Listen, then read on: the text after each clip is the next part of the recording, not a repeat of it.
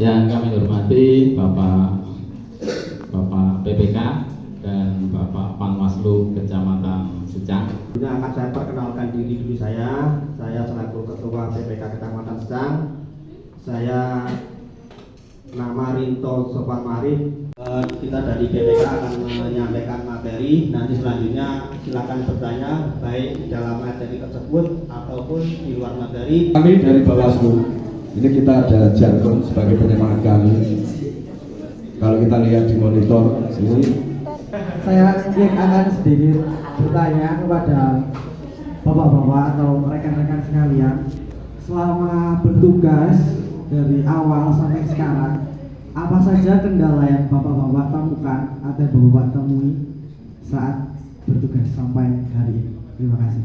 Yang kedua, apabila terjadi kecurangan pada saat pemilu dimulai, apakah ada sanksi-sanksi tertentu, mungkin seperti pulangan atau yang lain-lain, dan apa yang Bapak atau teman-teman dari Panwaslu dan PPK lakukan saat ada kecurangan tersebut?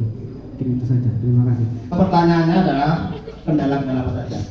Jadi dalam proses pemilu dari awal sampai akhir itu ada namanya tahapan pemilu. Untuk saat ini di pemilu tahun 2024 kita sudah menyelesaikan DPT, daftar pemilih tetap, dan ketok palu bulan Juni.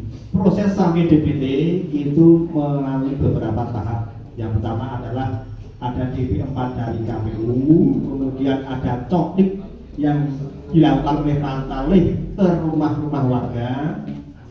Setelah itu diproses di PPS atau KPU-nya tingkat desa, kemudian disampaikan ke PPK, ada namanya DPS, kemudian sampai terakhir DPT. Itu proses-prosesnya. Kendalanya memang dalam pemilu, dalam penyelenggaraan pemilu, khususnya KPU dan Bawaslu tidak ada hari libur, tidak ada jam kerja, harus standby setiap saat.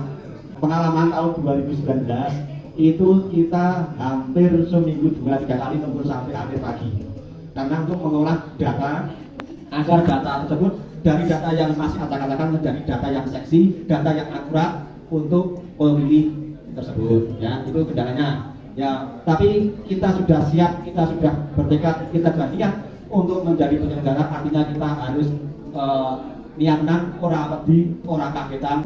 Yang kedua, bagaimana ada kecurangan?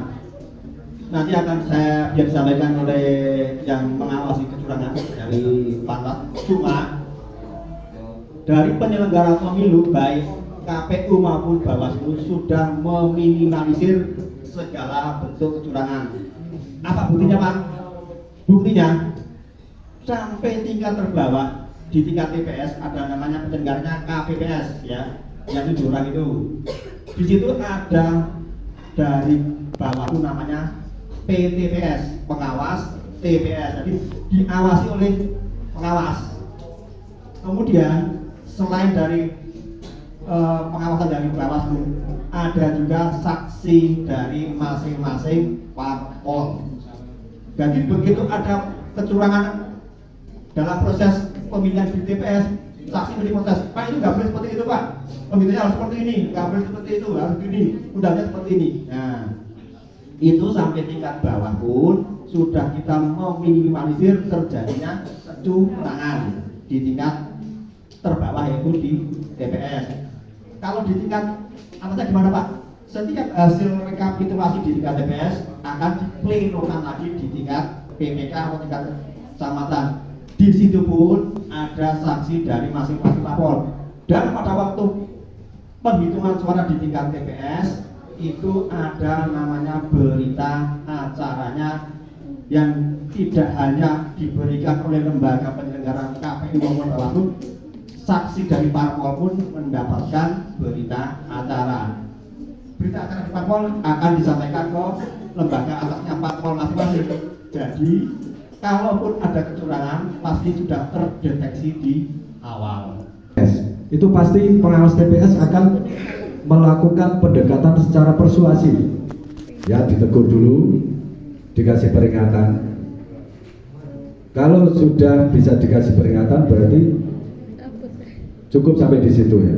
Jadi tapi tetap kita dari pengawas ini tetap melakukan atau membuat laporan kegiatan, yaitu ada form A dan form cegah. Jadi form A ini form pengawasan, form cegah yaitu form pencegahan.